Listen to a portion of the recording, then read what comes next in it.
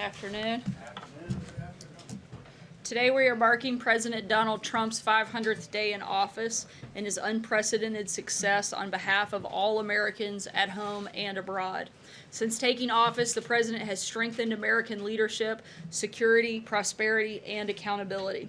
And as we saw from Friday's jobs report, our economy is stronger, Americans are optimistic, and business is booming.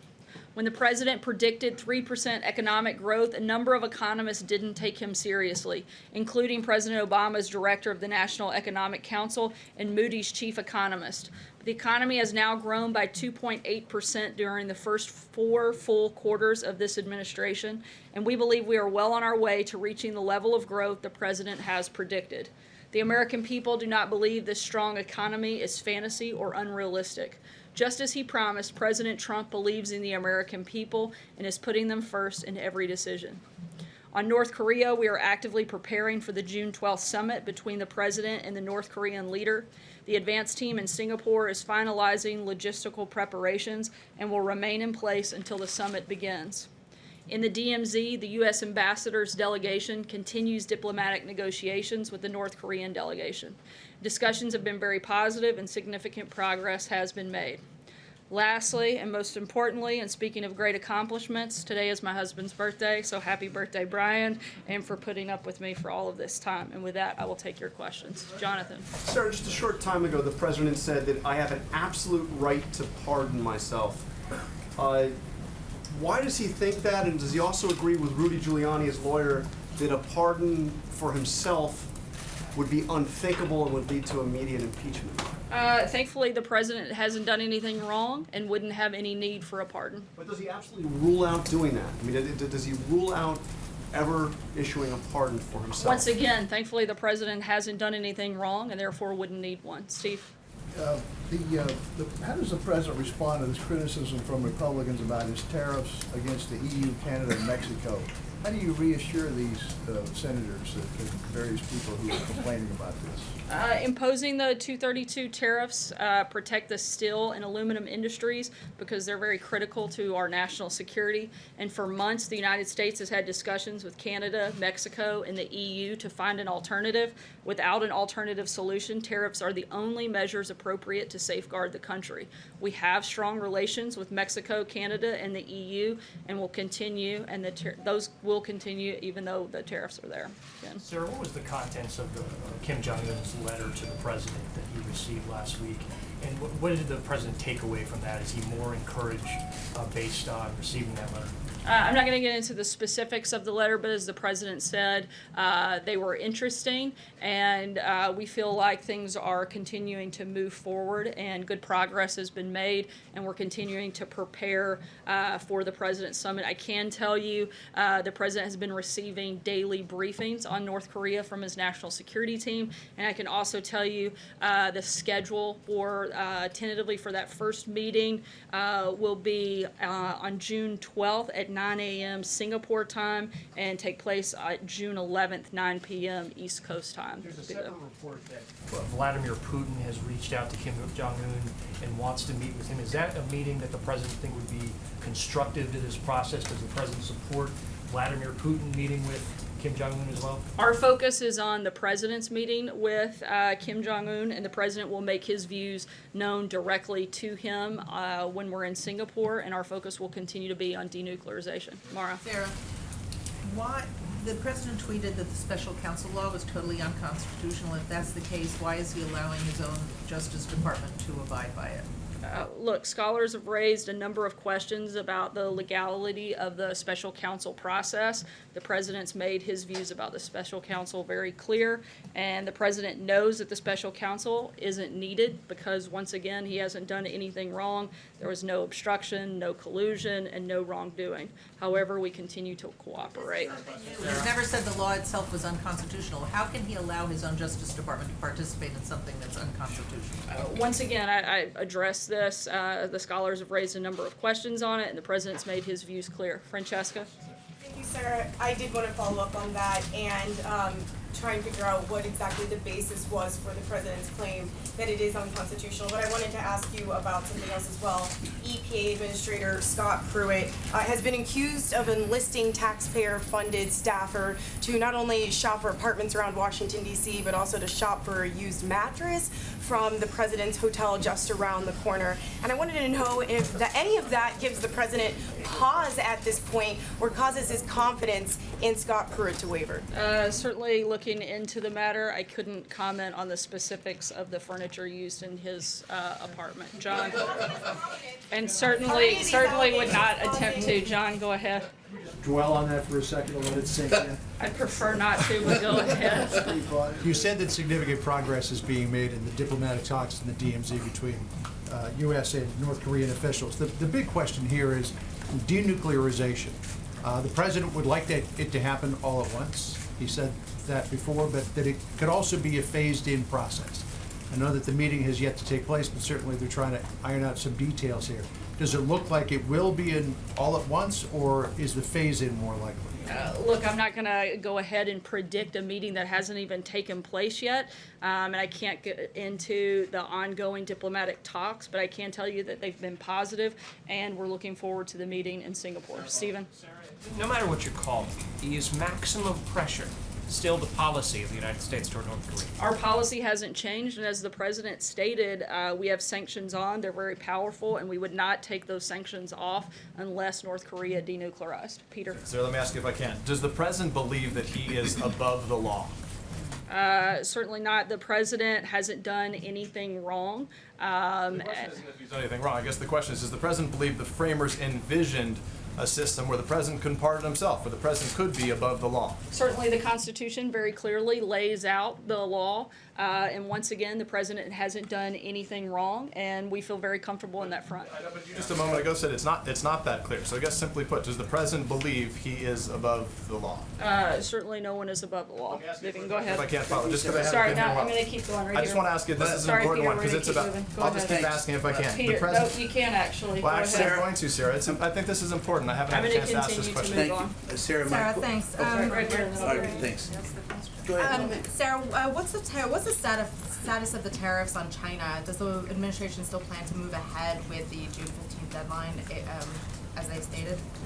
President Trump is taking steps to continue to reform the dysfunctional trade system that currently harms American workers and businesses, and the president is taking steps to protect U.S. technology and intellectual property from China's discriminatory and burdensome trade practices. We're going to continue in those negotiations. As you know, I put out a statement earlier this morning that those conversations continue. Brian? We're going to keep moving. Go ahead, Brian. Two quick questions. One, I've asked this before, is there any chance we could ever see the president come out here and take some questions from us in this briefing room? And secondly, has anyone in this administration ever asked the president, last week you had on your agenda, you had an agenda where you had lower jobs coming out, lower unemployment coming out, and you also had the Second Chance Act, I think it was. And instead of those, we had to respond to presidential tweets. Has anybody ever in this administration asked him to back away from Twitter just for a day? On the first question, certainly you guys would be the first to know if the president comes out here, but thankfully he does address the press in a number of ways and in a number of venues, and we'll see if it happens here, and we'll certainly let you know. In terms of Twitter, the president uses Twitter to communicate directly to the American people. Frankly, you have the ability to choose what you want to write about, and you guys choose to write about things that the American people don't care about day in and day out, and that's a decision that you make, and frankly, I think it's the wrong one. Jordan, go ahead. You don't have the opportunity to ask him a question about that, though, Sarah. Can we at least get an opportunity to ask him a question Jordan, about go what ahead. he tweets? Thanks, Sarah. I want to ask you about the lawyer's letter to the special counsel. You said last August that the president did not dictate the statement about the Trump Tower meeting during the campaign, but the lawyers wrote to the special counsel that the president did dictate that statement. What's the reason for that discrepancy? Like you said, this is from a letter from the outside counsel, and I directed them to answer that question. Deborah? Information? Once again, you're referencing a letter that came directly from outside counsel, and I would refer you to them to answer that question. Deborah? After Kim Kardashian's visit, is President Trump considering a commutation for Alice Johnson, who already has served 21 years of a life without parole sentence? The president's considering a number of different pardons and commutations, and when we have an announcement on that, we'll certainly let you guys know. John? Thanks a lot, Sarah. Since Robert Mueller was named the special counsel over a year ago, the president's team, his legal team, the Justice Department has never challenged the constitutionality of the special counsel. And yet the president today is doing just that. Why hasn't either the Justice Department or the president's legal team challenged the constitutionality? They have the right to do so in federal court, and yet they haven't done so. Again, scholars have raised a number of questions about the legality. But specifically, those two entities have not done it. The president's own lawyers have not done it, Sarah, and they can do so. You would have to ask them. I'm not here to speak on behalf of the outside counsel. What about the Justice Department? Can you speak on behalf of the Justice I would Department? refer you to the Justice Department. They have a pretty large comms team. They'd be happy to answer those questions. Steve?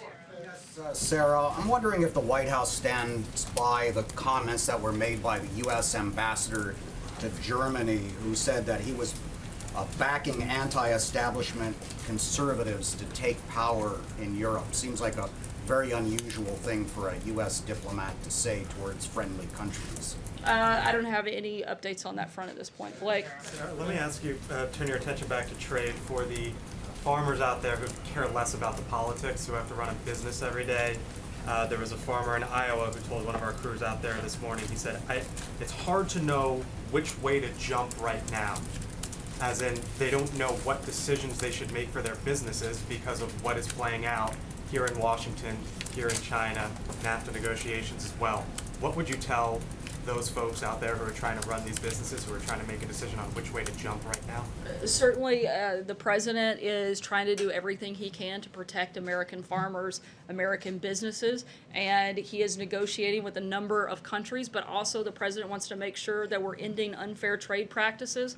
The president has said that he wants to help protect farmers, and we're looking at a number of different ways to do that, and we're going to continue that throughout this process. Peter?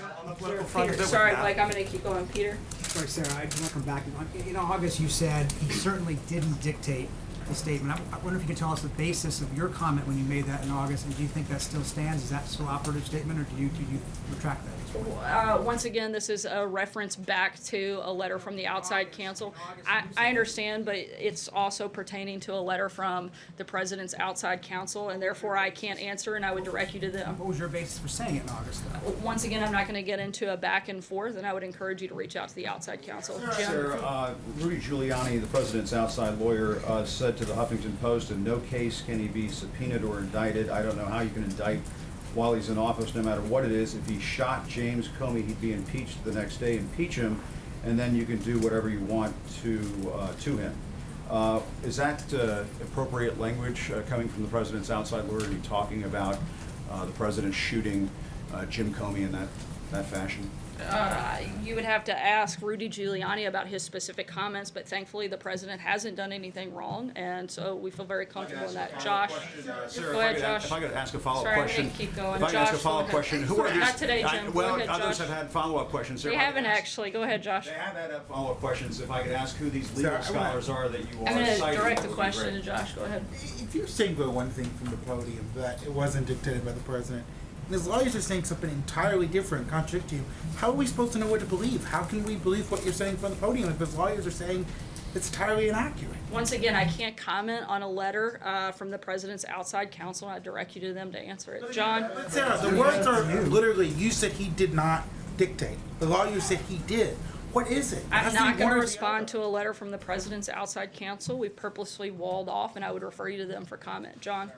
Thank you, Sarah. A question about pardons. 11 days ago, the president issued the posthumous pardon for boxing great Jack Johnson. The leading proponents of this for more than a decade have been Congressman Pete King in the House and Senator John McCain in the Senate, both big boxing fans. Senator McCain tweeted his support for the pardon.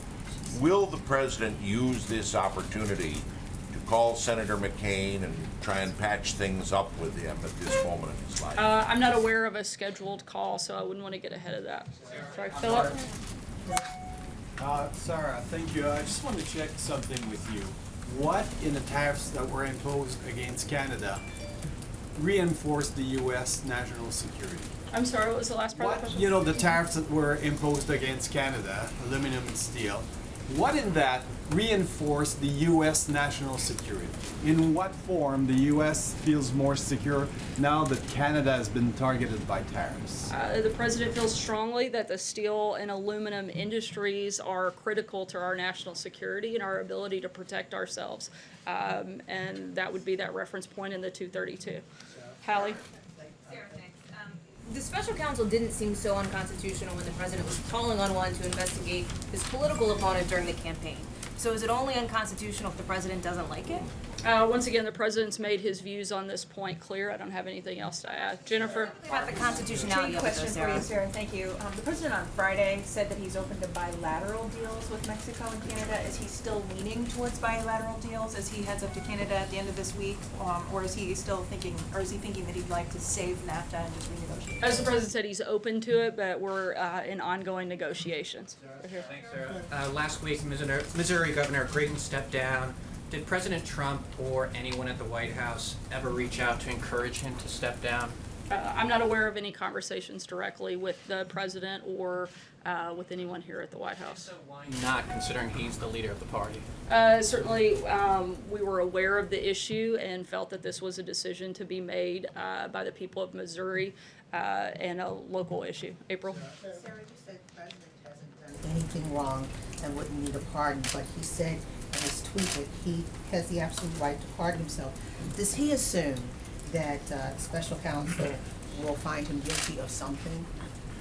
No, because he hasn't done anything wrong. But he said in his tweet that he could pardon himself, so it seems to be an assumption that that Mueller will find him wrong for something, and if so, what would it be? It seems like it would be a completely wrong assumption. The president hasn't done anything wrong. I'm not sure how else I can answer that question. Two questions on the Justice Department and pardons. For example, the Office of Legal Counsel has said that the president can't actually pardon himself. Does the president requested a new opinion that may inform his tweet today? And also, there are some concerns about whether the president is still fielding those traditional pardon recommendations from the Justice Department. Some people are concerned that instead of relying on the Justice Department, he's relying on sort of rich and famous people to recommend pardons. The president looks at each case individually to see if something wrong has been done or whether mercy should be given. That's what he's done, and that's what he'll continue to do in the future. He has the authority to make that decision and has. Has he asked for a new OLC opinion? I'm sorry? Has he asked for a new OLC opinion on the pardon power? I'm not aware of a recommend or an ask or a recommendation, but certainly would reiterate the fact that the president hasn't done anything wrong. Thank you. What does the president think is his top foreign policy achievement in the first 500 days? I think that there have been a number of major foreign policy achievements. Certainly, I think the strengthening of relationships with a number of foreign leaders. I think that the conversation that we're looking forward to having here in the next couple of weeks is certainly a step in the right direction.